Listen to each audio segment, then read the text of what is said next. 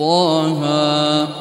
ما أنزلنا عليك القرآن لتشقى إلا تذكرة لمن يخشى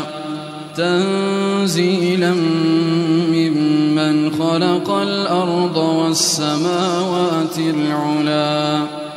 الرحمن على العرش استوى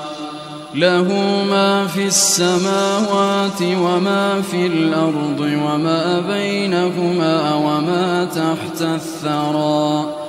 وإن تجهر بالقول فإنه يعلم السر وأخفى الله لا إله إلا هو له الأسماء الحسنى